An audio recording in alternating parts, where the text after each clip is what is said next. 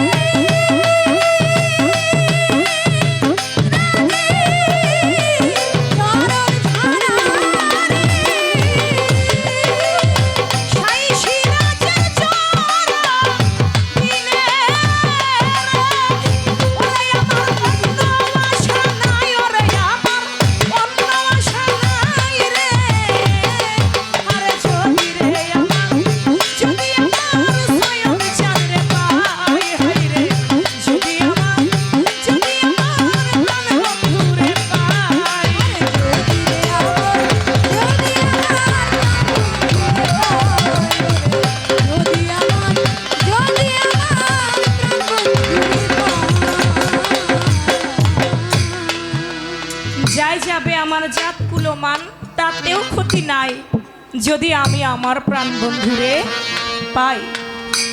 আমার হুজুর পাককে ভালোবাসতে হবে আমার নিজের থেকেও বেশি। শুধু তাই না, আমার যে স্ত্রী আছে তার থেকেও বেশি। শুধু তাই না, আমার যে সন্তান আছে আমার সন্তানের থেকেও বেশি। আমার যে সম্পদ আছে আমার সম্পদের থেকেও বেশি ভালোবাসতে হবে। যেমন ভালোবেসেছিল জাবের রাদিয়াল্লাহু তাআলা আনহু। নবী তত্ত্ব পালা দিয়েছেন, আমার নবীর মাঝে যা কথা বলে কয়ে কখনোই শেষ করবার মতো না। জাবের গিয়ে বলে, ইয়া রাসূলুল্লাহ, আগামী শুক্রবার আপনি যদি আমার একটা দাওয়াত রাখতেন। বলে, কিসের দাওয়াত? বলে, আপনি আমার বাড়িতে একবেলা দুপুর টাইমে খাবেন। আমি তো গরিব মানুষ, আপনি যদি আমার দাওয়াতটা কবুল করেন আমি বড় খুশি হব। জাবেরের দাওয়াত পেয়ে আমার হুজুর পাক বলল, আলহামদুলিল্লাহ জাবের, আমি আগামী শুক্রবারেই আমি তোমার বাড়ির দাওয়াত খাবো, তুমি যাও, আমি তোমার বাড়িতে যাব।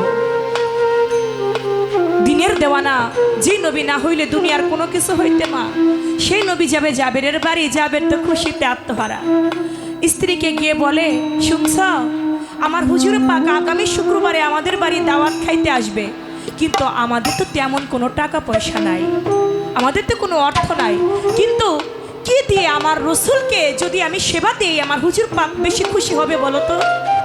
স্ত্রী বলে, স্বামী দেখেন, আমাদের তো তেমন কিছু নাই, তবে আমাদের দুইটা সন্তান, তারা যেই মাঠের মধ্যে একটা বকরি চড়ায়, ওই বকরিটা যদি আমার হুজুর পাকের সেবায় দিয়া দেই তাহলে বেশি ভালো হবে, আমার দয়াল নবী বেশি খুশি হবে। বলে, ঠিক আছে।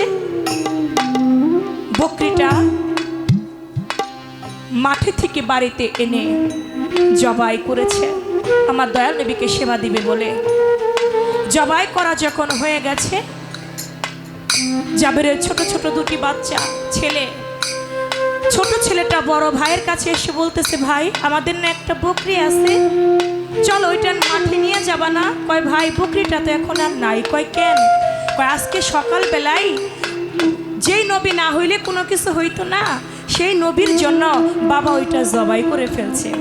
কয়, ভাই কেমনে জবাই করছে? কয়, কেন তুমি জানো না কিভাবে জবাই করে? কয়, না। আমার একটু দেখাবা কিভাবে জবাই করেছে? বলে, হ্যাঁ দেখাবো। ঘরে থেকে যেই ছুরিটা দিয়ে জবাই করেছে সেই ছুরিটা ঘর থেকে দৌড়ে বড় ভাই নিয়ে আসছে। নিয়ে এসে ছোট ভাইকে বলে, ভাই তুই শো। ছোট ভাইকে শুয়াইছে। শুয়াইয়া ছাগলটা যেভাবে জবাই করছে ছোট ভাইকেও ঠিক তেমনি ওইভাবেই ছুরিটা ছোট ভাইয়ের গলার উপর চালাইছে। যখন চালাইছে তখন বুঝে নাই যে ভাই মইরা গেছে। ভাইরে ডাক দেয়, ভাই ও ভাই উঠো, এইভাবেই জবাই করছে। দেখে ভাইয়ের রক্তে পুরো শরীর লাল হয়ে গেছে, ভাই আর কথা বলে না। তখন তার বোঝা বাকি রইল না, আমার ভাই বোধহয় আর দুনিয়ার বুকে নাই রে। আমি মনে হয় আমার ভাইকে মেরে ফেলেছি। এদিকে জাবেরের স্ত্রী এসে বলে, বাবা তুমি কি করলা? তুমি যে ভাই হইয়া ভাইরে হত্যা করে ফেললা, এই কাজটা কেমনে করলা? এই কথা যখন বলছে আস্তে করে জাবেরের বড় সন্তানটা মায়ের ভয়ে দৌড় দিছে, যদি মায় কিছু পায়। দৌড় দিছে, দৌড়াইয়া যাইতে যাইতে একটা পাহাড়ের একটু উঁচা জায়গার মধ্যে উঠেছে। ওইখানে উঠা আস্তে করে ওই জায়গা থেকে ঝাঁপ দিয়া বড় ছেলেটাও মারা গেল। দুটি সন্তানের লাশ মা বুকের মধ্যে নিয়ে হাউমাউ করে চিৎকার করে কাঁদে। এদিকে জাবের এসে বলে, কি হইছে, তুমি এভাবে কান্দো কেন? কয়, স্বামী দেখেন আমাদের বুকের ধন আর নাই। জাবেরও কিছু সময় দু চোখের পানি ছেড়ে দিয়ে কাঁদলা। কান্দে বলে স্ত্রীকে, মাথার মধ্যে হাত দিয়া, দেখো তুমি যদি এখন সন্তানের শোকে কাঁদো, আমার হুজুর পাক আমার বাড়িতে এসে তিনি খাবে না, তিনি সেবা নিবে না, তিনি আমার বাড়ি থেকে চলে যাবে। বুকের মধ্যে একটু পাশান বাঁধো না, তুমি আর কাঁদো না। পাষাণ বান্ধ আমার দয়াল নবী যদি রাগ হইয়া যায়গা আমি কিন্তু আমার কোনো সাধন ভোজন হবে না। স্ত্রীকে বুঝাইল, স্ত্রী আর কান্দে না। স্ত্রী না কাইন্দা বুকে পাষাণ বেঁধে বসে রইছে। সন্তান দুইটাকে ঘরের মধ্যে খাটের নিচে মাচার নিচে রেখে দিয়েছে। এদিকে আমার দয়াল নবী আসছে, বাড়িতে আসবে। পথের মধ্যে আমার আল্লাহ কয়, দোস্ত তুমি তো জাবেরের বাড়ি যাবা, জাবের তো তোমাকে খাইতে দিবে, দাওয়াত করছে। দোস্ত আজকে যখন তুমি খাবা, তুমি জাবেরের দুইটা সন্তান আছে, তুমি কিন্তু তাদেরকে সঙ্গে না নিয়ে কিন্তু তুমি খাইও না। দোস্ত জাবেরের দুইটা সন্তান আছে, ওই দুইটা সন্তানের না নিয়ে কিন্তু তুমি খাইও না। বলে ঠিক আছে। আমার দয়াল নবী জাবেরের বাড়ি গেল, যাইয়া দেখে জাবেরের হাসি মুখ, জাবেরের স্ত্রীরও হাসি মুখ। আমার দয়াল নবীকে সুন্দর করে একটা জায়গার মধ্যে বসাইছে। বসানোর পরে দয়াল নবীকে সেবার জন্য খাবার সামনে দিয়েছে। খাবার সামনে দেবার পর আমার দয়াল নবী খাবারটা মুখে দিবে, তখন বলে, জাবের ও জাবের, তোমাদের না দুইটা ছেলে আছে, আমার নানু ভাই কই? আমার দাদু ভাইদের নিয়ে আসো, আমি ওদেরকে সঙ্গে নিয়ে খাবো। এত সময় তো বুকের মধ্যে পাষাণ বেঁধেছিল। যখন কইছে তোমার না দুইটা সন্তান আছে, ওই সন্তান দুইটা কই, ওদের নিয়ে আসো, ওদেরকে সঙ্গে নিয়ে খাবো। আর মায়ের মন আর ঠিক রাখতে পারে না, একটা চিৎকার মেরে উঠছে।